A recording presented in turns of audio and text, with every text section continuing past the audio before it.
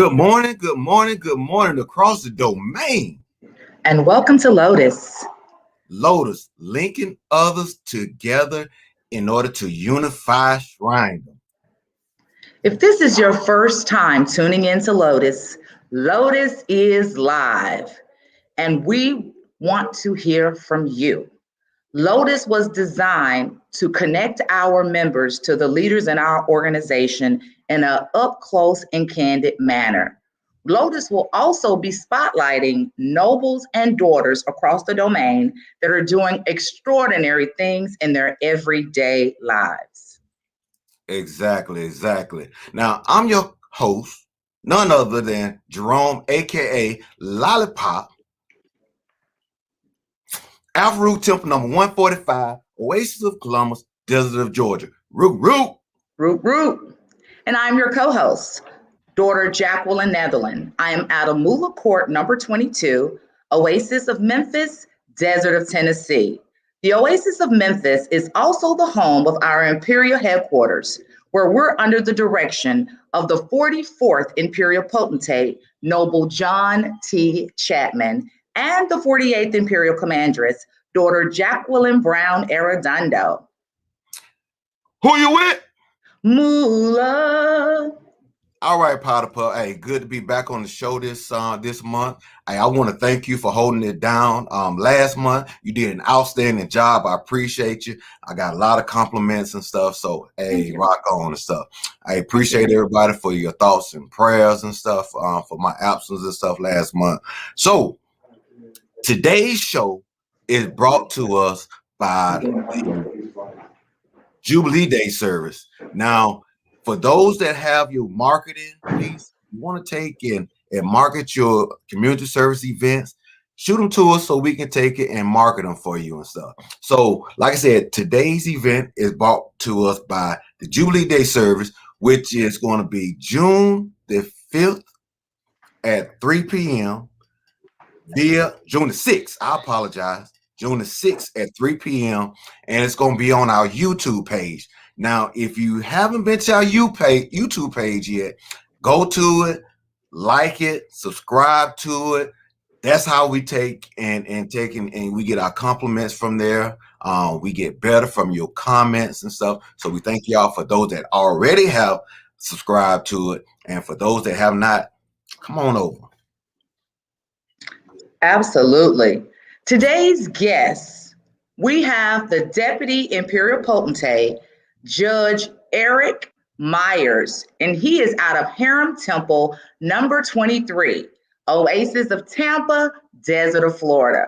And we also have the Deputy Imperial Commandress, daughter Paulette Brown, and she is out of Arabic Court number 21, Oasis of Chicago, Chi-Town, Desert of Illinois. All right, that's what I'm talking about. But before we bring them in, we want y'all to take and go to the comments and put your name, your temple, and courts, so we can take and shout you out. And even if you're not part of the Imperial Council, if you visited, take and put it on your name and stuff in there so we can take and shout out your city.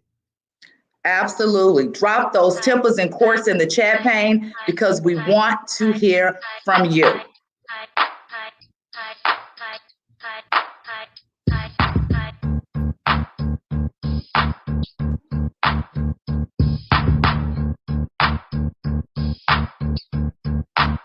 Hey.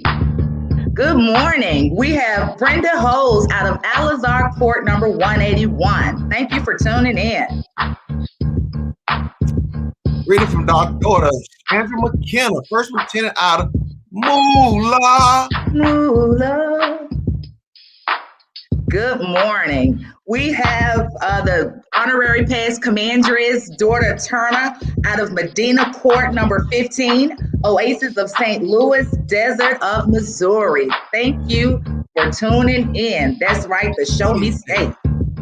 Good morning from past commandress Veronica Sawyer out of Sethos Court number 105, out of Oasis of Winston, Salem, Desert, North Carolina. Hey, I appreciate your support because you're on here almost every month. You are. Thank you for tuning in. Yes, we have daughter Stephanie Starbridge, past commandress out of Court 47, Thank you so much for tuning in.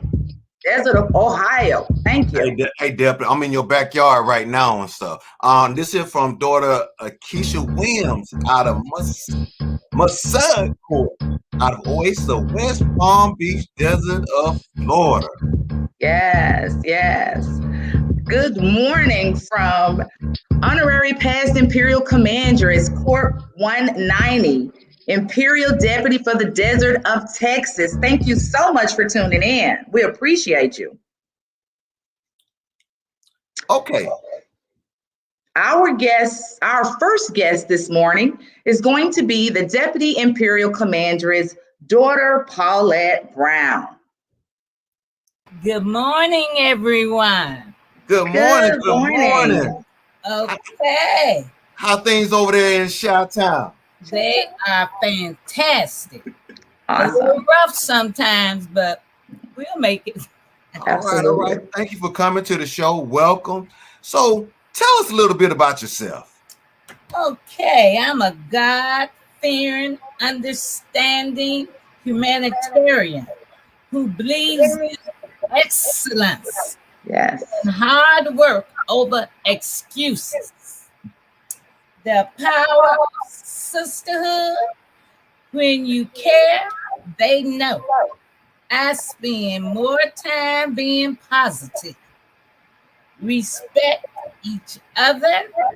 You can repair trust, but you cannot rebuild trust. Okay. I like that. Hard work over excuses. Thank you for sharing that. You were with the United Postal Service over 30 years, and you held several leadership roles throughout your tenure. Tell us about your most memorable moment as a leader, and what was your biggest impact? Okay. I was the manager over 65 carriers at one time. Okay. And they got along well with each other and with me. Oh, one of our greatest assets was respect. We always had that word in our vocabulary. Okay. Respect each other. If you don't do nothing else, remember, like Aretha said, RESPECT. Okay. Respect. I hear you. So I hear that you are an avid bowler. What's the history? What is it about you being a bowling expert and stuff, or a gully ball queen? No, not that. Leave that word out. That word don't come up. You can say a strike queen. Okay. But we had a very, very good team. We had a midnight league where we got off at 11 o'clock at night, and at 12 o'clock, the bowling began at the bowling alley. And it was awesome. Okay. Our team was one of the most prosperous and on the ball. We could shoot spares, strikes, you name it, we did it. We got plenty awards from being the top team. Okay. So you telling us you had some game, you had some skills. So what was your highest score, and do you still bowl now? Yeah. We bowl now as a family night, at least once every couple of months, where we all go bowling, and usually we have the men against the women. Many times the women come out on top. Of course. And, oh, wow. We all happy about that. Yes, we are. Happy, but the ladies are, we're ecstatic over it. I think y'all just smile too hard at them and stuff. So, but needless to say, and we're gonna take and bring in the Deputy Imperial Potentate, none other than Judge Myers, coming all the way from down south. South Florida, down at Harem Temple, out of Tampa, Florida. What's going on, Judge? What's going on, Judge? How you doing? Good morning. Good morning. Bringing you greetings from the sunshine. Everything's doing well. Doing well. All righty. Well, we want to say welcome to the LOTUS show and thank you for being our guest today. Glad to be here. Glad to be here. Absolutely. Well, we just want to start off with tell us something about yourself. All right. Well, living in the sunshine, native Floridian, an only child, also a proud graduate of H.P.C, Howard University, Washington, D.C. I did my undergraduate and my law school work. Go Bison. Go Bison. Also a life member of Kappa Alpha Psi fraternity. I'm a former defense attorney, former prosecutor, and I recently retired this past December after 21 years on the criminal court bench. And I'm also a collector of, you may find this a little interesting, of Black Barbie dolls. Okay. Okay. I want to, if I can get you here right quick. See the Black Barbie dolls. I have a black collection, Barbie dolls, also a collection of Marvel, Black Panther, and things like that. So give me something to do in my spare time. So how are you getting into collecting Barbie dolls? Well, having collectibles, hang on to them long enough, they're worth a lot of money. That's true. And you very rarely find Black Barbie dolls. Okay. True. All right. I have a Julia doll from the early stages. If you remember Julia, the first Black nurse on television, Lieutenant Uhura from Star Trek. Also, I have a collectible Black G.I. Joe, Army, and Air Force guy. So anytime I go out around, I see things like that, I collect them. Also, very rare, I have a Black Raggedy Ann and Andy doll. Oh my goodness. Let me see. No. Can't let you see that one. Okay. But I just started, collecting things like that. And then, of course, with the movies, Black Panther, the Avengers, things like that. And so I also I have metal Tonka toys. Okay. Wow. From the old metal, they're plastic now. So you don't have the metal ones now. I also have a rare in my collection, an original Etch-a-Sketch. Okay. If you remember that from your youth. Okay. So that gets me away from the law, just connecting back, to my youth, being an only child. I read a lot of comic books and things like that. So it's just something to keep me interested. Okay, well, thank you for sharing that. That is quite unique, by the way. How do you feel about your HBCU experience? It was outstanding. Howard University was the only school that I applied to. When I was coming out of high school, I was playing football. My high school team had won the state championship in Florida. I made all-state. Also, I'm in the Hall of Fame of my high school football team. Wow. But I didn't want to play football anymore. I was tired of football. I understand that football was a business, but I was more about the academics. My father went to Florida A&M. My mother went to Bethune-Cookman.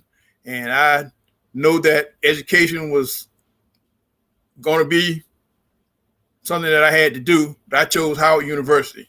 As I said, the only school I applied to, went to the school sight unseen and loved it.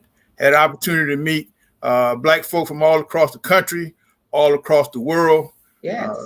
And it was definitely a cultural and educational experience. If I had to do it all over again, I would not hesitate. Absolutely. Thanks for sharing that. Remember, LOTUS is a live podcast. Our guests want to hear from you. So please drop those questions in the chat pane for our guests. That's right. So, but we're going to take a pause right now. We're going to go back to shouting out our temples and courts and stuff for a minute. Then we're going to come back and we're going to bring both the Deputy Imperial Commandress and the Deputy Imperial Potentate back in.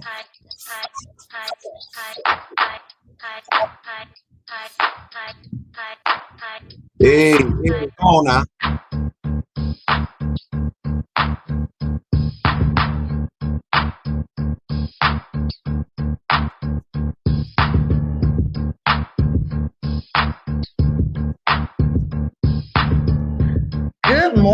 We have daughter Phillips out of Magnus Court, number 100, out of Alexandria, Oasis of Alexandria, Desert of Virginia. Thank you for tuning in. Daughter Too Tall. You got a daughter Tonya Cameron. Oh, Dimples out of Oasis of Birmingham, Desert of Alabama, Magic City. Thank you. Yes. Good morning, daughter Moody. She's the second lieutenant commander. She's out of Nabar Court, number 123, Oasis of Atlanta, Desert of Georgia. Thank you for tuning in. Shh. Nabar's coming. Nabar's coming. Daughter Teresa Johnson out of Al Karim Court, number 31, Albany. Al Rakim out of Albany, Georgia. Okay. Thank you. Thank you, thank you, thank you. Greetings, nobles and daughters. We got Muharrem Temple 95. Thank you for tuning in. Okay. Daughter Bambi Hayes Brown out of Masap Court, Oasis of Macon, Desert of Georgia, the Blossom City. Hey. Good morning. We got Keydive Court, number 46, Oasis of Birmingham, Desert of Alabama, daughter Glass. Thank you for tuning in. Magic City, Beaver Cloud. Okay. What I'm talking about. What up, Del? We got honorary past Potentate Don Mills, Imperial Director of the Photography Department out of Yes, he is. Houston. Thank you for tuning in. Okay, we're gonna take and bring the Deputy Imperial Potentate and the Deputy Imperial Commandress back.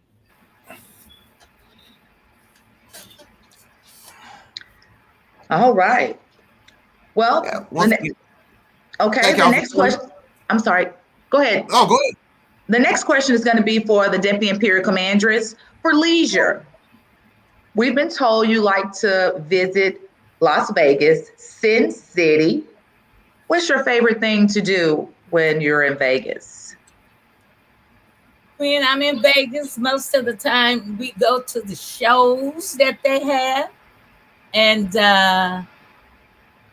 we may pull on the machine handles a little bit. You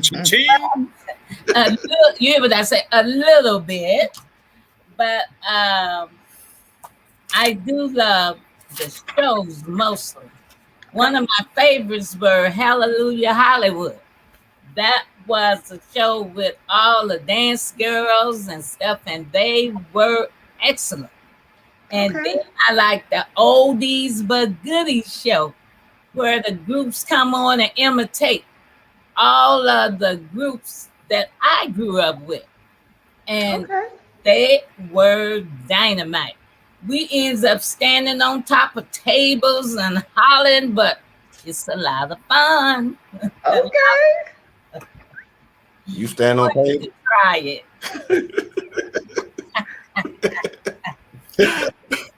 We might have to try that. Stand on a Judge table. Myers. Yes. Sir. So Judge Myers, a little bit. So you went into law, but your family come from a long line of educators. Mm-hmm. How you end up switching from the education piece to going into law? Good question. Probably because I was overwhelmed. My grandmother's sister was my elementary school principal. I had 3 aunts to teach me. My father taught me in the 7th grade. My mother was my high school guidance counselor. So I couldn't get away from teachers. So I got mad love for educators and teachers, knowing that education was the foundation, but I decided to take another path. Interestingly enough, I originally wanted to be a surgeon. I had a science background, chemistry background, but I hated the math. That's probably why I did not end up being a surgeon. But I went to Howard University. I got into debate. I love to debate, a good argument. And there with the nation's capital, a seat of government. And I got into government, and I found my path in law. Okay. With this being Mental Health Month, how did you handle plaintiffs or people in general that came before you that was dealing with mental illness? Okay. As a presiding judge, especially in the criminal court system, you have individuals charged with crimes. And a lot of times you have, well, not a lot of times, but sometimes you have individuals who were having some mental health challenges. And usually what happens from the defense perspective, the defense attorney would ask to approach the bench along with the prosecutor, and they would indicate that in some conversations, without revealing confidences, that they have some concerns about this person's mental health capacity. They were suffering from anything or having some problems. So then I would order an evaluation of the individual to have a healthcare professional to come in and evaluate the person and come back and give me a report. And then we would take matters after receiving the reports. Also, sometimes sitting on the bench, I would have the opportunity to observe individuals, how they would come in, how they were acting in situations like that. And if I felt that just upon a brief observation that I had some concerns about the person's well-being, I could order a mental health evaluation. Once I got that evaluation, I would take the recommendation from the mental health professional as to any possible treatment, follow up with the individual. And sometimes the cases would even be dismissed because the individual could not understand and appreciate the criminal court system. So it's a step-by-step process and trying to get the person the requisite help that they needed. Absolutely. That's good to know. Thank you for sharing that. And also going on those same lines, with this here being Mental Health Month, Deputy Imperial Commandress, so you being in leadership and you having to facilitate or manage so many different people with different personalities and things, how do you address the different personalities and mental health and stuff dealing with these different individuals? Okay, usually you watch and you let your eyeballs tell you quite a bit about a person. Usually I will have them come into my office and we'll have a one-on-one, and I'll let them know whatever they say to me is confidential and it won't go no further. So that makes them open up a little bit to you. And then later on, I'll just be passing them by while they're working and just stop and chat with them to let them know they're not in this by themselves. And that if it's something that they had to talk to me about, they were always welcome. I will get plenty calls home in the evening after I got home. Just, you remember you said I could call you, and I tell them, okay, that's still true. So we had a very good relationship. Okay, next we're going to take some questions from our audience. And this one is from Facebook, from Elaine Forbes.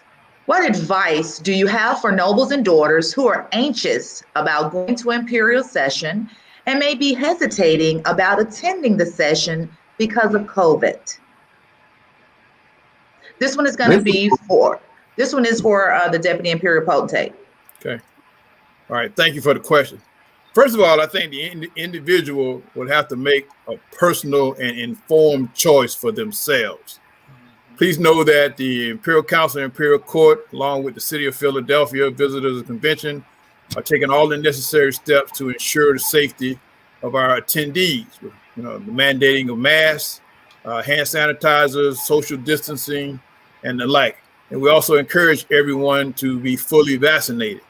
But again, an individual who has that apprehension, you would have to make that decision yourself as to whether or not you feel comfortable as an individual to attend.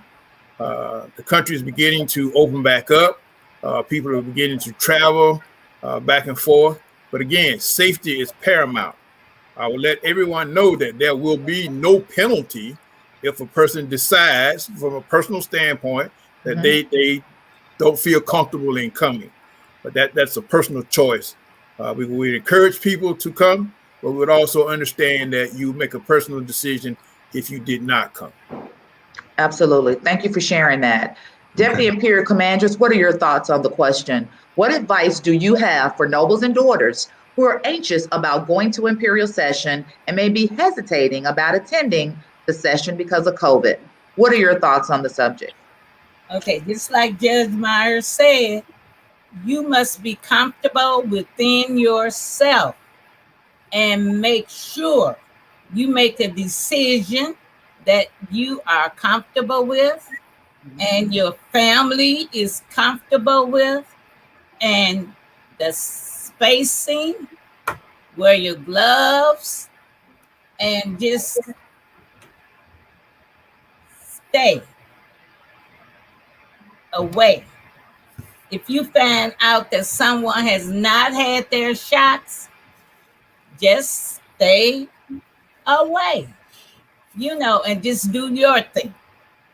And just make sure you're feeling fine within yourself so that you won't be nervous and, getting a little apprehension and scared because someone told you someone else hadn't had their shots. Okay. All right. So, Deputy Imperial Commander, any closing thoughts or things that you want to tell people about you to get to know who Paulette Brown is? Okay. You will find out we got time is flying by right now. I ran in 205 in New Orleans for Imperial Outside Spy. I promised then, when elected, to give the office of the Imperial Court honesty, integrity, loyalty, and dedication. These are just a few of the attributes needed to do the work for the Imperial Court, which I will belong. And my doors will be open at all times where we can have one-on-ones and find out about each other. I will work entirely and with full dedication to the objects and principles of our great order. Okay. I have embraced the programs in our organization, helping where it is needed, always giving my all. Yes, ma'am. Thank you for sharing that. Thank you so much for being our guest on the LOTUS show this morning. It has been our pleasure. And it's been a pleasure being here. And thanks for the invite. Yes, ma'am. Deputy Imperial Potentate Judge Eric Myers. All right. You shared with us that you are a Kappa. And when the 44th Imperial Potentate was on the LOTUS show, he shimmered for the audience. My question to you today is, show us something. You gonna shimmer for us? You gonna twirl that cane? What you gonna do? Well, I tell you, even though my good brother, John T. Chapman, is also a member of Kappa Alpha Psi, we took different paths.